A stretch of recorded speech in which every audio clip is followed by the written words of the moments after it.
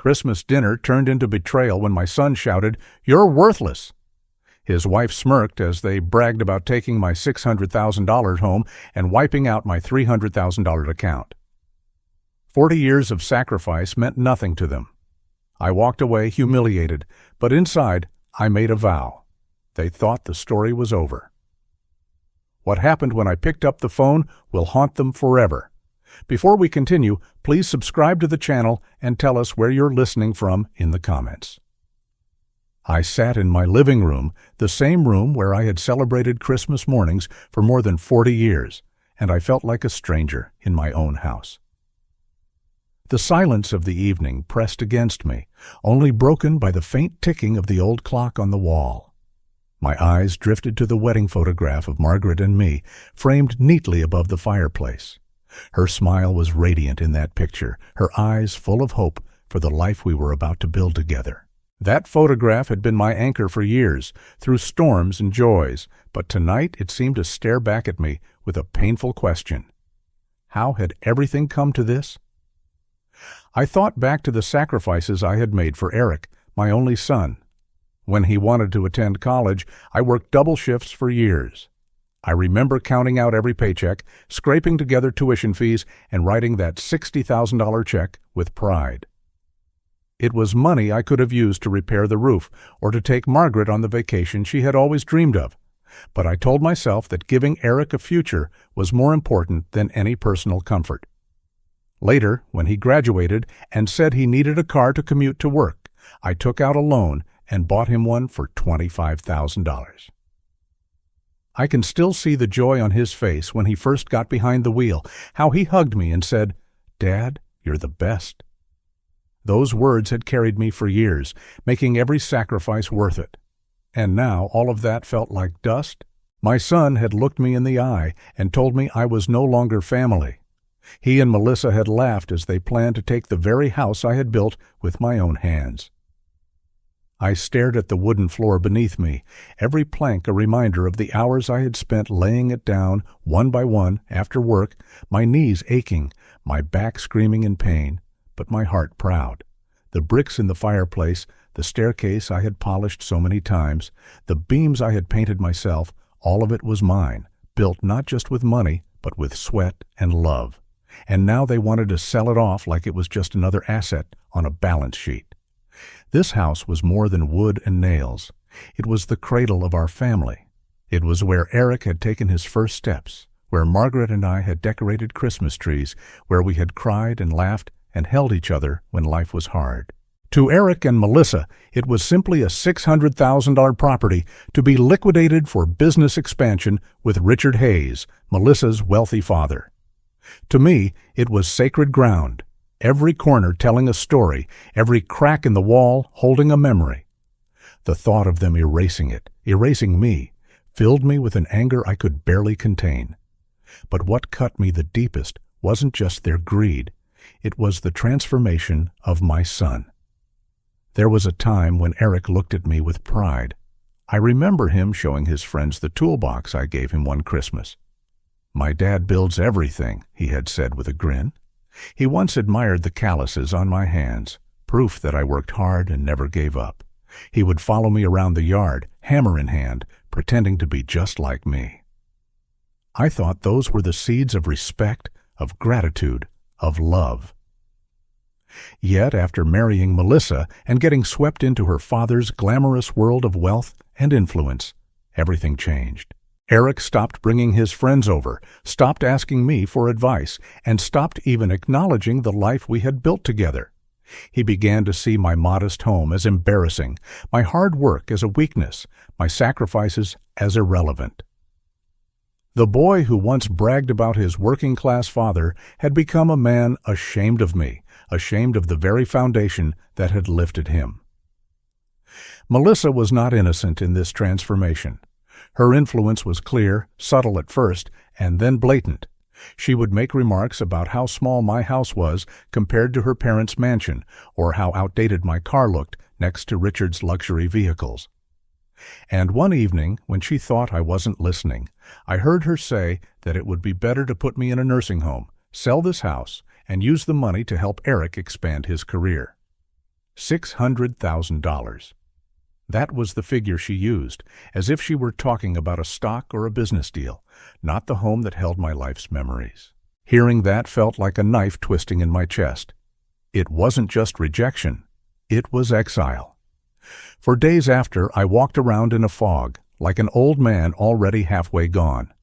Their laughter echoed in my head, cruel and dismissive. I felt useless, discarded, as if 40 years of labor had amounted to nothing more than a joke at their dinner table. The pain was unbearable. I sat in front of the fireplace late into the night, the flames flickering against Margaret's picture, and whispered to her, "Margaret, I don't know if I can fight this. They've turned our son against me." The words broke inside my throat because part of me wanted to give up. Part of me felt that maybe they were right. Maybe I was just an old man in a house too big for one. But as the fire crackled, something inside me shifted. I thought of the years Margaret and I had spent building a life out of nothing, starting from a rented apartment with peeling paint and ending up in this home we created together. She had believed in me when I doubted myself. She had reminded me time and again that strength wasn't about wealth. It was about integrity, about standing firm when life tried to crush you. I stared at her picture and whispered again, but this time with resolve. "Margaret, I will not let them take everything from us. Not our home, not our dignity, not the life we built." It was in that moment that I realized I had to act. The sorrow began to harden into determination. I could no longer just sit in this chair and let them destroy me. I needed to protect what was mine, what was ours. My heart still ached, but my mind began to clear, shifting from despair to strategy. I stood and walked to the desk in the corner of the room, the same desk where I used to help Eric with his homework. My hands trembled slightly as I pulled open the drawer. Inside, neatly stacked, were the documents that defined my life's work. The deed to the house, signed years ago, every mortgage payment recorded, every line proof that I had earned this place. Beside it was the life insurance policy from Margaret, the one she had insisted on keeping just in case. My fingers lingered on the paper, tracing the ink like it was a lifeline. Holding those documents, I felt something I hadn't felt in days: strength. These papers were more than legal forms. They were weapons. They were shields. They were the evidence that this house, this legacy, belonged to me, and that no matter how much Eric and Melissa schemed, they could not erase my name from them. For the first time since the betrayal, I felt a spark of power return to me. I placed the papers on the table and sat back, staring at them with renewed focus. The weight of despair was still heavy, but now it was mixed with a rising determination. They thought I was weak. They thought I would fold under the pressure. But they had underestimated me. They had forgotten who I was, what I had endured, and what I was capable of. As the night deepened, I closed the drawer again, holding the documents tight against my chest before tucking them away safely. I whispered one last time toward Margaret's photo. "I promise you, I will fight back. I won't let them steal our lives. They will regret every cruel word and every greedy thought." I turned off the lamp and stood in the quiet room, the faint moonlight falling across the wooden floor I had laid with my own hands. For the first time since the betrayal, I did not feel like a victim. I felt like a man preparing for battle. This was no longer just about money. It was about dignity, about respect, about justice. And I knew that the next chapter of my life would not be about surrender. It would be about reclaiming what was mine. I woke to the kind of winter quiet that makes a house sound like it is listening. Coffee steamed on the oak table I built 20 years ago.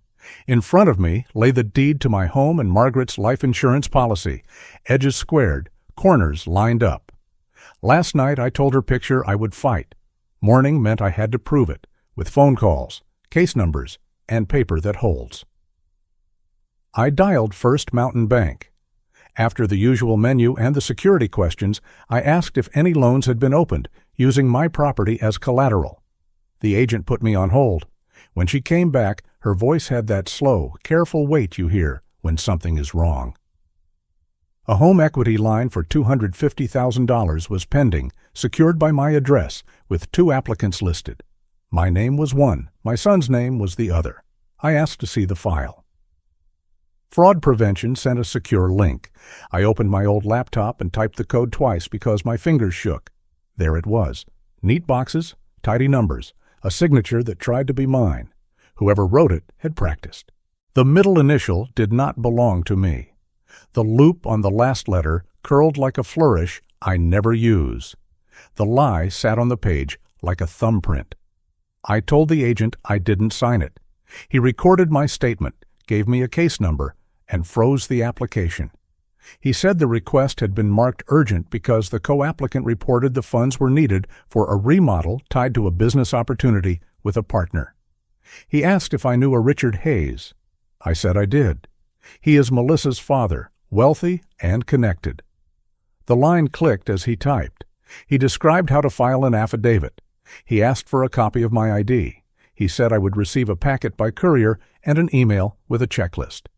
He apologized, not for the bank, but like a person who hates that his work sometimes has to meet a father and a son on opposite sides of a signature. I hung up and stared at the wood grain in the table I had sanded myself. Anger burned, then cooled. Cooling is what lets a man act. I flipped open my paper address book and found the card for Samuel Cole, the attorney who closed on this house with us. He answered on the second ring. I told him what the bank had found. He did not dramatize it. He told me to bring every document I owned. He would prepare a petition for a temporary restraining order and a notice to the bank. I put the deed and Margaret's policy into a blue folder and felt steadier just doing that small, simple thing. Before I stepped out, I called Eric. I kept my voice even and asked if he had started anything with the bank that might have triggered a review. He sighed, the old teenager sigh, and said, "Dad, that's just business paperwork. You wouldn't understand. Melissa's dad has people for this." He said it was routine, like I had overreacted to a weather report. I thanked him and ended the call. The old habit of defending myself rose, and I set it down. Sam's office sits in a low brick building with a maple tree out front and a flag that snaps in any wind. His receptionist printed a label with my name and slid it onto a manila file. Sam met me in shirt sleeves and motioned me into a room that smelled faintly of books and lemon oil. I laid the folder, UT, the deed, the bank printout, and a handwritten note with the case number. He read. He asked a few short questions, then said we would file for a restraining order, send notice to the bank's legal team, and record a memorandum with the county so no one could pretend they didn't know. The paralegal made copies of my identification. A notary came in with a stamp that had outlived many afternoons. I signed an affidavit disputing the application, swore the signature was not mine, and watched the notary press the seal until the paper bit back. The sound was small but satisfying. Sam e-filed the packet and printed a receipt with the time, date, and a number I could point to. He said the duty judge was good about emergency petitions and to watch for an answer by mid-afternoon. He told me to avoid confrontation. Let the paper do the talking. I shook his hand and thanked him for remembering what order was in the world. He said the paper should do the talking. On the drive home, the sky felt ordinary. I carried the blue folder into the kitchen like you carry something that matters. A padded envelope was waiting on the porch overnight from the bank. Inside was a friendly letter that started with congratulations, a copy of the application, and a glossy insert that made debt look like a lifestyle. The signature page looked even bolder on paper. The line that pretended to be mine smiled up smugly from the bottom. Seeing it a second time didn't make me numb. It made me precise. I placed the page beside the deed and took a slow breath that reached my shoes. Just after 2, Sam's office emailed to say the order had been granted. The judge froze the line and set a hearing for Thursday at 9. I printed the order and ran my fingers over the raised seal. The paper simply stands. I put it with the deed and felt the center of me settle. I called Eric again, not to argue, to inform. I told him the loan was frozen by court order and that the bank's fraud division had opened a case.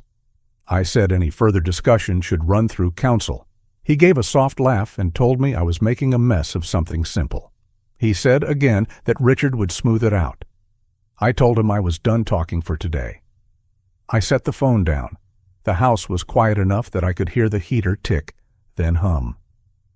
Late afternoon light lay across the floorboards I had installed. I walked the rooms, touched the back of a chair, the picture of Eric with his 2 missing teeth, the banister I sanded in July heat, and reminded myself what I was defending. This was not only equity, it was memory and meaning arranged by hand. The phone vibrated. A text from Sam's office confirmed service on the bank and linked the order. A second text showed a draft letter they would send to Eric that night. I replied with a single word, approved. Then the phone rang. Eric again. I picked up. He sounded pleased with himself. He told me not to worry about tomorrow's dinner, that it would be tasty, that the guest list included a few of Richard's partners and relatives who appreciate success. He said Melissa had planned the seating so I would feel comfortable. Comfortable, the word people use when they are preparing to make you small. I told him I would be there. He said, "Great," and moved, I think, into the kitchen. He did not hang up. I heard ice tap a glass, a door close, footsteps on tile. He told Melissa I had taken the bait. She asked if Richard would be impressed. Eric said yes, that after dinner, Richard would see he was operating at the right level. Then Melissa, bright and sharp, said the thing that sliced. She said, "Tomorrow will show everyone Eric has surpassed his father." Surpassed. She said it twice, like ringing a dinner bell. They laughed. They described how I would see the life I should have given them if I had been a real man, and how the room would help them make that point without a cruel word spoken. The cruelty didn't need words. It breathed in the pauses. I listened. I did not throw the phone. I let the line go dead on its own. Then I put the phone face down on the counter and steadied myself with both hands. Pain wants to push a man into shouting. Stillness is stronger. I breathed until my ribs loosened. They thought I would crumble on cue. They forgot who built the table they were mocking. At 5, a courier dropped another envelope from the bank's fraud division. Inside was a checklist for the affidavit Sam had already filed and a prepaid return envelope. There was also a printout of the signature page, clearer than the others, black ink bold against bright white. I studied the loops and angles and felt a second theft, not just of money, but of my name. Theft of dignity hits deeper. I set the page with the others and wrote a short note on a legal pad with the time and the title. I initialed the corner. Brick on brick. If you're still watching and find this story interesting, please comment 1 below to let me know you're here with me. I drove to the grocery for eggs and bread, normal things, because routine steadies a man. A neighbor waved. I thanked her for last week's pie. Back home, I ate a simple supper and washed the plate. I put the kettle on and arranged the blue folder on the table, documents in order that made sense to me. Deed, policy, bank packet, court order, legal pad with dates. Copies in a second folder in case the first goes missing. 2 pens that write. Night settled. Snow silvered the street. I stood at the window and heard Margaret's voice in my head the way I hear it when life bends hard. Steady now. So I steadied. I brewed tea and sat with the cup warm in both hands. I thought about calling Richard. I thought about the difference between theater and proof. They had chosen the theater. I would bring proof. At 9, Sam's email pinged again. The order had been served electronically to Eric as well. The letter reminded him that any attempt to act on the application would violate the court's order. Sam asked if I wanted to forward the letter myself. I wrote back that his office should handle it. Let the law speak. A little later, the mail slot clacked. Another bank packet slid onto the rug, glossy and cheerful, stamped, "Welcome." On top was the line, "Congratulations on your approval." I held the packet like a snake. The forgery sat again at the back, my name acted out by a hand that thought it knew me. I felt something in my chest harden, not into bitterness, but into resolve. Money can be replaced. A name must be defended. I put the packet under the lamp and watched the words cool from heat to meaning. Then I wrote one more line on the legal pad, dated it, and slipped it into the folder. I closed the folder and tied the string. I stood in front of Margaret's photograph. The room was quiet enough that I could hear the heater click and the faint hiss that follows. I told her what I had done. The loan was frozen, the hearing was set, the proof was safe. I told her I would go to that dinner and look them in the eyes, not as a prop, but as myself. Then I said the words I needed to say out loud so they would land in me. They think I'm weak, but the game has just begun. I turned off the lights and walked down the hallway to my room. The floor remembered my step. The house felt like itself again, not a prize on a list, but a partner in a long life. I set the blue folder in the bag by the door and laid my keys on top. I slept with my shoes by the door, ready for whatever morning brought my way. In the quiet, I could almost hear the studs ease as the heat came on, the small sounds a house makes when it settles for the night. Tomorrow will ask more of me. That was fine. I had paper that stands, a judge's seal that bites, and a spine that remembers straightness. The morning of the Christmas party began with a silence so heavy it felt like the house itself was holding its breath. I woke early, before the sun had even cut through the frost on the windows. My hands rested on the folder I had prepared the night before, the one holding every document that proved what belonged to me and to Margaret. The deed to the house, the insurance policy, the restraining order, the affidavit with the notary seal, each piece of paper stacked in the order I might need them. I sipped coffee slowly and let the steam rise into my face. This was the day everything would either break me or prove I had been right to fight. I picked up the phone and dialed Richard Hayes. The line rang twice before his voice came through, deep and steady. I told him plainly, without decoration, about the loan application with my forged signature, about the court order that froze it, about Eric's arrogance and Melissa's cruel laughter when they thought I wasn't listening. For a while, he said nothing. I could hear him breathing, slow and heavy, as though the weight of his daughter's choices pressed on him. Finally, he said in a voice low but sharp, "They used my name to cover this?" I told him yes. They planned to show him at the party that Eric had outgrown me, surpassed me, as Melissa said. Richard swore quietly under his breath. Words I knew came from a place of shock more than anger. He told me he had never authorized any of it, never wanted to see me humiliated, never thought his daughter and son-in-law would stoop so low. Then, with a firmness that surprised me, he said, "We won't let this go on. Let's end it tonight. You and I together." The plan formed quickly, more quickly than I expected. Richard said he would invite me to sit close during the party, that I should hold back until the moment was right, and then he would stand with me to expose the truth. He promised his guests would hear everything, that his business partners would know exactly what kind of man Eric was trying to become. I thanked him, and for the first time in weeks, I felt the strange strength of an ally. The afternoon dragged, each hour marked by the tick of the clock above the fireplace. I tried to busy myself, polishing my shoes, ironing a shirt Margaret had once picked out for me, the one she said made me look dignified. My eyes fell again and again on her photo above the mantel. "Margaret," I whispered, "tonight I carry you with me. They think I'm finished, but they don't know you're still here." As the evening settled, I dressed carefully, placed the folder into my leather bag, and locked the door behind me. Snow crunched under my feet as I walked to the car. The road to Richard's estate wound past neighborhoods decorated with bright Christmas lights, glowing reindeer, and strings of bulbs draped over rooftops. It was beautiful, but I barely saw it. My mind replayed Eric's words, "You're no longer family," like a stone rolling in a jar. When I pulled into Richard's driveway, I saw the kind of luxury that always made Eric's eyes shine. The house was lit up like a palace, the front lined with expensive cars, chauffeurs waiting by the doors.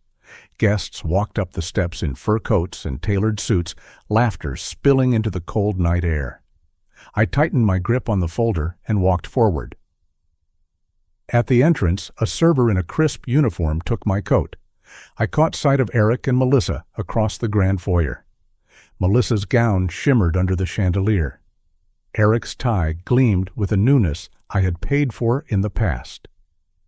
They saw me, smirked, and whispered to each other.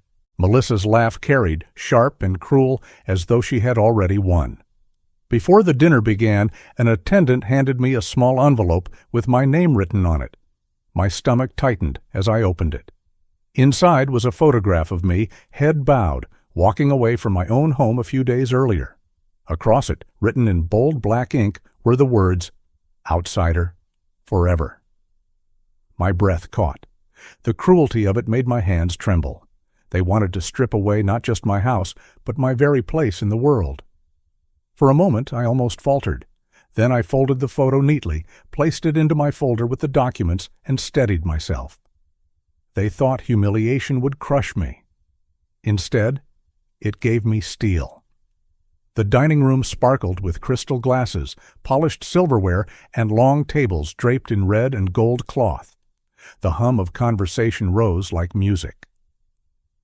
Richard sat at the head of the table, and I took the seat he had reserved near him. Eric and Melissa were positioned across, surrounded by friends and Richard's business partners. I watched Eric beam, shaking hands, raising his glass, acting every inch the man he wanted them to believe he had become. Dinner began with the clinking of glasses and toasts to success. Richard made small talk, but I saw his eyes harden when he looked at his daughter. He was waiting, just as I was. Halfway through the meal, Eric stood, glass in hand, and tapped it for silence. He began with a smile, thanking everyone for coming, praising his father-in-law for his generosity, then slowly shifting his words toward me. "My father," he said, gesturing across the table. "He worked with his hands his whole life. He built things, small things, houses, furniture, ordinary things. I'm grateful for that. But tonight is about a new chapter, a bigger vision. Tonight, I stand as proof that we can rise above where we came from." There was polite applause. Then Melissa leaned in, voice loud enough for everyone to hear, and said with a laugh, "And some people are meant to stay behind, aren't they?" The room chuckled uneasily. I felt the heat rise in my chest, but I stayed still. Eric raised his glass again and said the words that cut deepest. "You're no longer family, Dad. You're a reminder of the past. We've moved on." Melissa laughed, tossing her hair back like the scene was a performance she had rehearsed. For a second, the room seemed to tilt, every eye turning toward me, waiting for me to shrink, to crumble. But before I could even move, Richard stood. The room hushed instantly. His voice carried the weight of authority and disappointment. "Enough?" He set his glass down with a sharp clink. "I will not sit quietly while my son-in-law and daughter disgrace the man who raised him, the man who built this house long before Eric knew what a balance sheet was." Gasps rippled through the room. Melissa's smile froze. Richard's voice grew louder. "This man," he said, pointing to me, "was forged in honesty, in labor, in sacrifice. And you, Eric, forged his name on a loan for $250,000, using his house as collateral. Do you deny it?" The room erupted in whispers. Eric's face drained of color. It was just business," he stammered. "Dad didn't understand. I was going to pay it back." I reached into my folder, pulled out the affidavit with the court seal, and placed it flat on the table for all to see. "This," I said quietly, "is what the judge thought of your business." "Fraud." Melissa gasped, her hand flying to her mouth. Richard continued, voice like thunder. "And you, Melissa, my own daughter, plotted to put this man in a nursing home so you could liquidate a $600,000 house. Did you think I wouldn't find out? Did you think money could wash away betrayal?" Melissa shook her head rapidly. "Daddy, you don't understand." Eric said, "Enough," Richard barked. His words silenced her. "You have shamed me. You have shamed this family." He turned to the guests. "Hear me now. Eric will no longer be part of my business dealings. He is finished. And Melissa, Whatever inheritance you thought you had, consider it gone. $5 million. Erased." The gasp that followed was like a wave crashing against the walls. Melissa's legs buckled, and she gripped the edge of the table for balance. Eric slammed his hand down, shouting, "You can't do this to us!" Richard's gaze was cold. "I just did."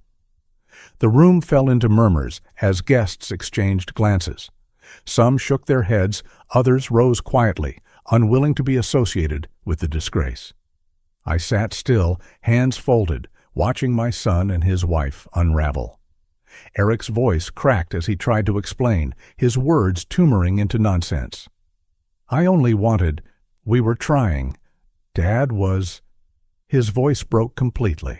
Melissa cried openly, mascara streaking down her face, begging her father not to abandon her. "Please, Daddy, don't take it all away.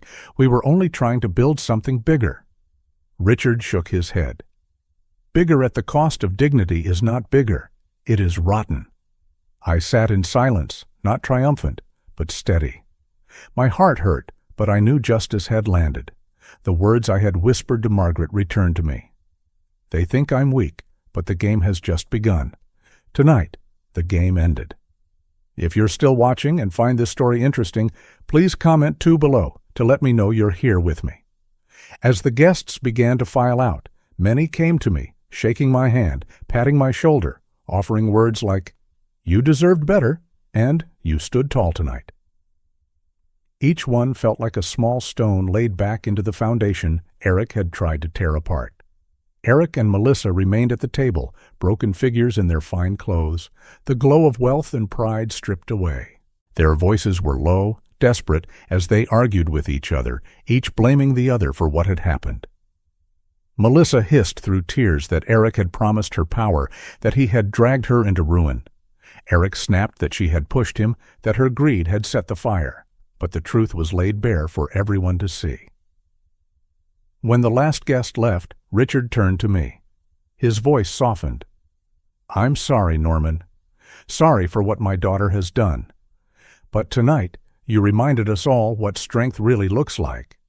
I nodded, unable to speak, because the weight of it all pressed hard against my chest. Not victory, not triumph, but the heavy relief of justice.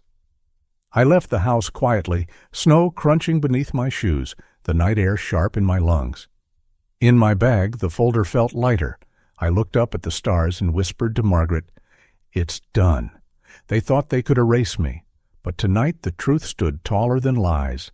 Sigh, as I drove home, the words Richard had spoken echoed in my ears. 5 million erased. My son's voice cracking, Melissa's laughter silenced. Justice had a sound, and tonight it was the sound of their plans collapsing. Yet I knew this was not the end. Tomorrow would bring the aftermath, their rage, their excuses, the reality of what they had lost. For me, tomorrow might bring peace, but it might also bring more battles. Still, as I pulled into my driveway, I felt a peace I hadn't felt in months. I turned off the engine, sat for a long moment, and whispered. They thought they were the future. Tonight they saw the cost of betrayal. This is only the beginning of their reckoning. When I left Richard's estate that night, the cold air struck my face like a baptism. I had walked into that house carrying the weight of shame, betrayal, and fear, but I walked out carrying something else entirely. Justice. For the first time in months, I didn't feel like a victim. I didn't feel like an old man waiting for the inevitable. I felt like a man who had defended his dignity.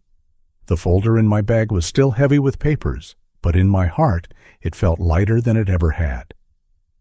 That night, when I returned home, I didn't light a fire or turn on the television. I simply sat in the silence of the living room, the same living room where I had heard Melissa laugh about putting me in a nursing home. I sat there for a long time, staring at Margaret's picture. The light from the street lamp outside fell across her smile. I whispered to her, "It's over. They tried, but it's over." And for the first time, I truly believed she was still with me. The days that followed were a blur of phone calls and messages.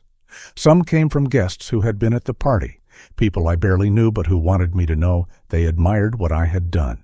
They said things like, "You stood taller than any of us expected, and I never thought I'd see Richard Hayes side with anyone over his daughter, but you made it happen." Those words weren't meant to heal me, but they did, because for months I had been told I was finished, that I was irrelevant, that I was a burden. Now people were reminding me that I was something else entirely. But then, of course, there were the calls from Eric and Melissa. The first one came the very next morning. My phone rang, and when I saw Eric's name flash on the screen, my stomach twisted. I almost answered out of habit, but I let it ring. An hour later, Melissa called. Then another hour, Eric again. By the end of the day, there were 12 missed calls. By the end of the week, there were dozens. Finally, they left a voicemail. Eric's voice sounded shaky, almost broken. "Dad," he said, "we need to talk. Things got out of hand. Melissa didn't mean what she said. I didn't mean what I said. We were just caught up in the moment. We're family, Dad. We can fix this." His words cracked halfway through. For a moment, the father in me wanted to believe him, but then I remembered the photograph, the word outsider written across my bowed head. I remembered the forged signature. I remembered Melissa's laughter when she thought I was weak, and I pressed delete. The second voicemail came the next day, this time from Melissa. Her tone was softer, but her words were sharper. "Norman," she said, "you've made a spectacle of us, but we're willing to move past it if you are. Richard will forgive us eventually. You don't want to be the reason a family is divided forever, do you?" I sat in my chair and let those words wash over me. The irony of it nearly made me laugh. They had divided the family long before I ever lifted a finger to defend myself. I pressed delete again. Richard called me too, but his words were different. He apologized again and again for his daughter, for the way Eric had twisted his trust. He told me he had already begun the legal work to cut Melissa from the inheritance. He said Eric's reputation in the business community was finished, that people who once returned his calls now avoided him. Richard sounded like a man grieving, not just for me, but for the daughter he realized he no longer knew. I told him I held no grudge against him. "Richard," I said, "your daughter made her choices. My son made his, and now they live with the consequences. That's not on you." 2 weeks after the party, I heard through a neighbor that Eric and Melissa had moved out of their grand house on Oak Ridge Drive. The mortgage, the taxes, the lifestyle, they could no longer afford any of it without Richard's money. They had rented a modest 2-bedroom apartment on the edge of town. It wasn't poverty, but it wasn't the empire they had dreamed of either. People saw them at the grocery store, no chauffeur waiting outside anymore, no sparkling rings on Melissa's fingers. And though I didn't gloat, I couldn't help but think, life has a way of balancing the scales. As for me, I decided it was time to do something with the money I still had. The house was mine, safe again, but I knew I didn't want to cling to it forever. It held memories of Margaret and me raising Eric, but those memories had been soured by betrayal. I wanted something new, something free from their shadows. So, after talking with Sam, my lawyer, I made a decision. I sold the house. $600,000. Clean, final, absolute. The day I signed the papers, I felt like I was closing a door I should have closed long ago. When I walked out of the county office with the check in my hand, I breathed deeply and felt my shoulders straighten. That night, I packed a few boxes, the things that truly mattered. Margaret's photo, the old tools I had built the furniture with, and a few keepsakes that reminded me of my parents. The rest I let go. Some things just aren't worth carrying anymore. I found a small apartment not far from the park. The windows looked out over tall oak trees, and in the morning, the sun fell across the kitchen table just right. It wasn't grand, it wasn't flashy, but it was mine. More than that, it was peaceful. On my first night there, I sat on the balcony with a cup of tea, watching people walk their dogs below. The world felt simple again. No schemes, no betrayals, no forged signatures. Just me, my thoughts, and the steady rhythm of a life I had taken back. Out of the $600,000, I set aside $200,000 to create a scholarship fund in Margaret's name. I contacted the local community college, the one Eric had refused to attend because he thought it was beneath him. I told them I wanted the money to help kids who didn't have much, kids who reminded me of the boy Eric used to be before Melissa's world changed him. When I signed the paperwork for the Margaret Lewis Scholarship Fund, I felt a warmth in my chest I hadn't felt since she was alive. It was as if I had given her back to the world in some small way. Eric tried again to reach me, once more in person. He showed up outside my apartment building one morning, waiting near the steps as I came back from a walk. His hair was unkempt, his suit looked cheap compared to what he once wore, and his eyes were desperate. "Dad," he said, "please, we need your help. Just a little money to get back on our feet. Melissa's been sick. I've been looking for work. I know I messed up, but we can start over. Family, right?" For a long moment, I studied him. I saw not the little boy who once ran to me with scraped knees, but the grown man who had laughed while plotting to take everything I had. And then I saw something else. His weakness. He wasn't here because he had changed. He was here because he had nothing left. I shook my head slowly. "Eric," I said quietly, "family is built on respect. You showed me none. You don't get to come back now that things are hard. I don't need you anymore. I have myself." His mouth opened as if to argue, but no words came. He looked at me one last time, then turned and walked away. That was the final time I saw him. Melissa never came herself. She sent one letter, scrawled in a hurried hand, begging me to forgive her so Richard might reconsider. I didn't reply. Forgiveness isn't something you beg for when you're desperate. It's something you live for every day. She never lived it. I left the letter on my desk for a week, then tore it in half and dropped it into the trash. The contrast between their world and mine grew sharper with every passing week. They had fallen into obscurity, whispers of their downfall passing among neighbors and friends. Meanwhile, I found myself lighter, freer, more present than I had been in years. I took walks in the park, joined a small book club at the community center, and even began helping at the local food pantry. People welcomed me warmly. No one looked at me as a burden. No one plotted behind my back. One evening, sitting in my apartment with the window open to let in the cool spring air, I reflected on everything that had happened. The betrayal, the humiliation, the forged papers, the cruel laughter. It had all been meant to break me. But it hadn't. It had made me stronger. I whispered to myself, "I don't need them. I never did. I have me, and that is enough." The words surprised me with their simplicity, but they carried the full weight of truth. The lesson became clearer with time. For parents, it was this: never hand over your dignity in the name of love. Love your children, yes, but do not let them take your self-respect. For children, it was this: money cannot replace honor. A house, a bank account, an inheritance. None of it matters if you sell your soul to get it. And for anyone listening in this modern world, the lesson was even larger.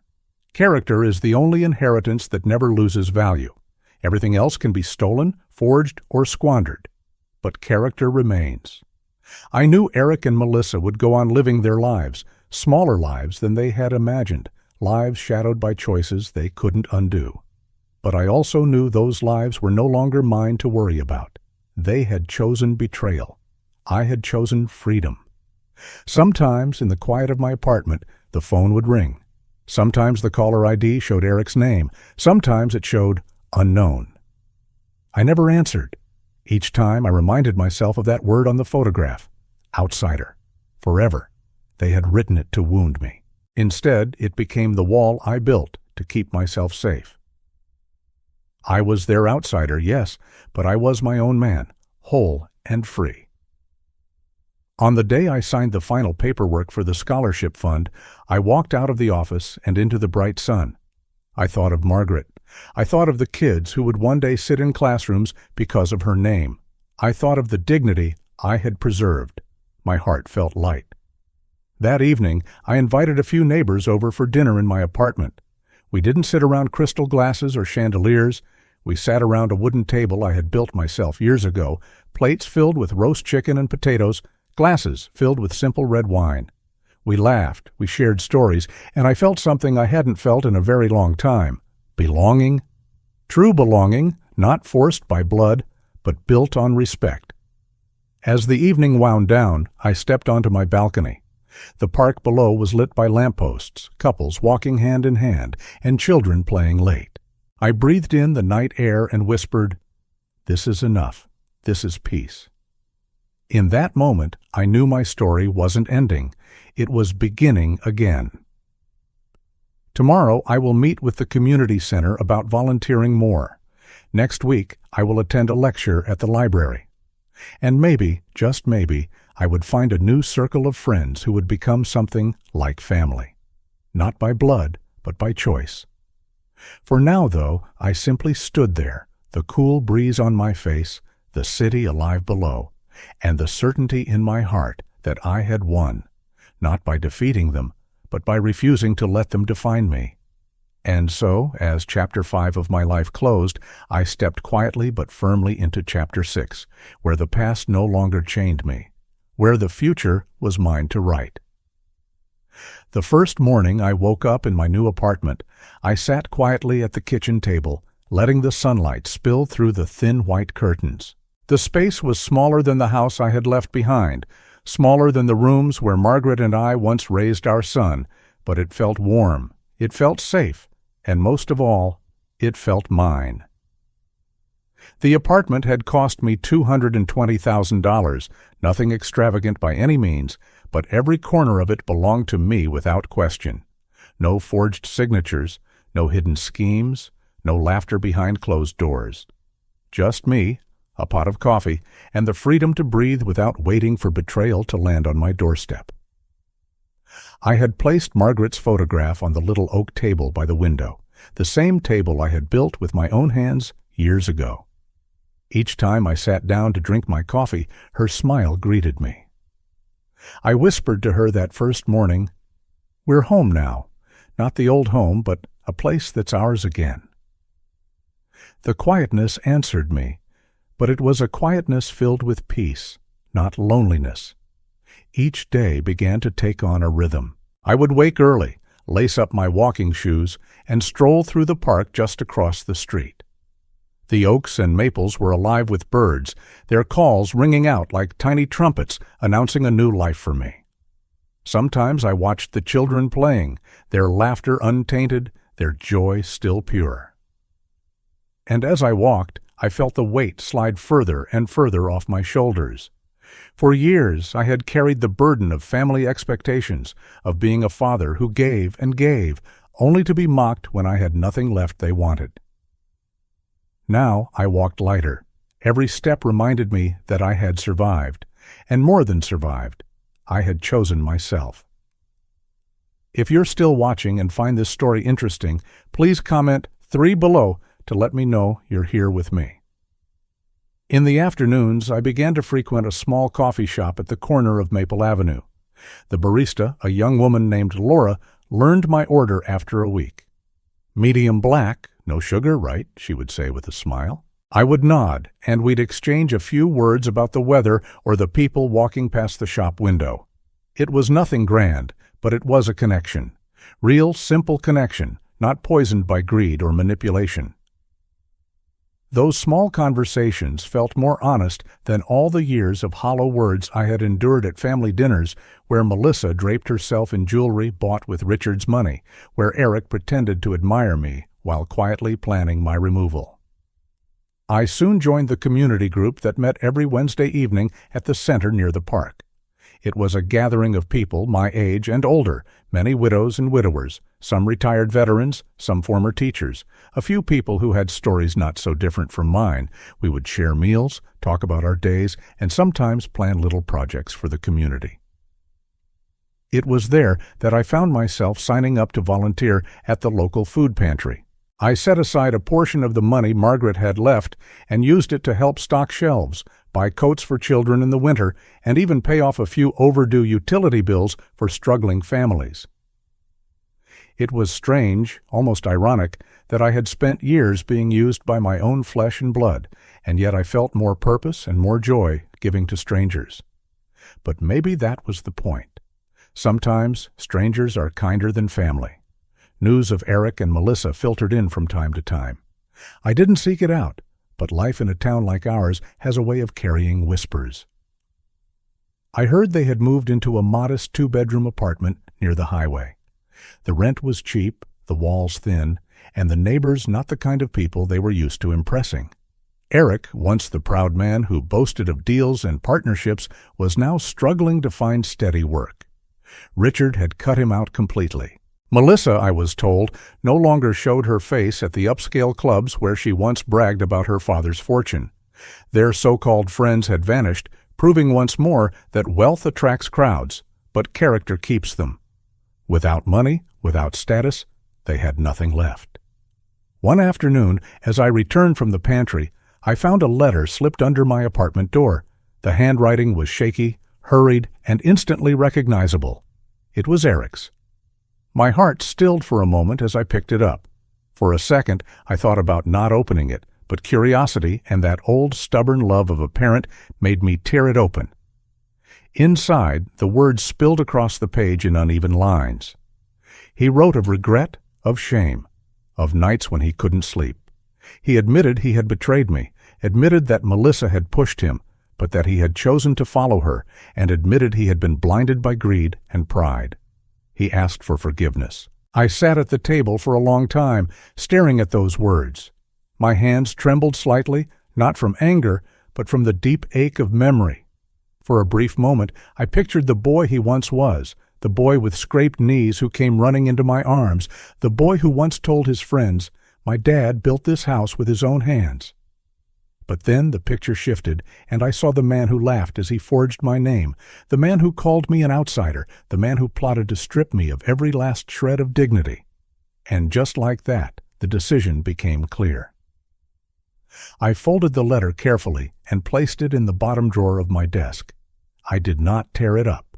I did not respond. It would sit there, silent, unanswered, a record of what he had done and what I had chosen. Because my choice was final. No reply, no opening of doors, no second chances. I whispered aloud as I closed the drawer. I don't need their apologies. I don't need their words. I have my life, and that is enough. Don't. That was the moment I knew the story had reached its true ending for me. Not the party, not the courtroom, not even the sale of the house. The real ending was my silence in the face of his plea. A silence that protected me, that preserved what little peace I had fought so hard to gain. As weeks turned into months, I grew more rooted in my new life. The apartment became home, every corner touched with my own presence. I placed Margaret's clock on the mantel, the old wooden one that ticked softly through the night. I set up my small bookshelf, filled with novels I had never had time to read before. On Sunday mornings, I cooked myself breakfast, eggs, toast, and bacon, something I hadn't done since Margaret passed. And as I ate, I felt her there, not as a ghost of grief, but as a companion of memory. Sometimes in the evenings, I walked to the park with a book, sitting on the bench as the sun sank behind the trees. Children's voices carried on the breeze, and I found myself smiling at their games.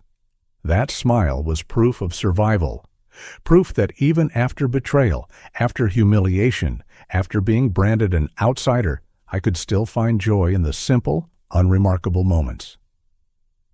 The contrast between my life and theirs was stark. While Eric and Melissa struggled in silence, I thrived in simplicity. While they clung desperately to what remained of appearances, I let go and found freedom. And that contrast itself was the final lesson. Money, status, control. These things fade. What endures is integrity, respect, and the quiet dignity of knowing you stood firm when others tried to break you. So what were the lessons? For parents like me, the lesson was this: do not give until you have nothing left. Love your children, yes, but love yourself enough to set boundaries. Sacrifice is noble, but blind sacrifice leads only to ruin. For children, the lesson was just as clear. Do not mistake your parents' love as weakness. Their sacrifices are not debts you are entitled to collect. They are gifts given freely, but gifts can be trampled if you let greed blind you. And for anyone living in this modern world, I would say this: character remains the only true currency. It cannot be stolen, it cannot be forged, it cannot be spent on anything. It lives and dies with you, and it defines how people remember you. One evening in early winter, as the first flakes of snow drifted past my window, I sat by the glass with a cup of tea and looked out across the park. The lampposts glowed against the falling white, and the laughter of children echoed faintly. I thought of Margaret, of the house we had built, of the son we had raised, and of the life we had lost. And then I thought of the life I had reclaimed. I whispered, "Margaret, I protected what we built. I did not let them destroy it." The snow fell harder, coating the branches in white, softening the world outside. And in that moment I felt a stillness so deep that it seemed to hum through my bones. I realized then that I had not only survived betrayal, I had outlived it. It no longer defined me. It no longer chained me. I was free. I closed my eyes and repeated words that had become my truth. I don't need their forgiveness. I don't need their voices. I have myself, and that is enough. And with that, the story was complete. Not because my life was over, but because the chapter of pain had finally closed. What came next would be mine to write, mine to shape, free from their shadows. The story has come to an end. It has brought you valuable lessons and insights. If you enjoyed this content, please like, share, and subscribe to the channel so you won't miss the next video. Goodbye, and see you again.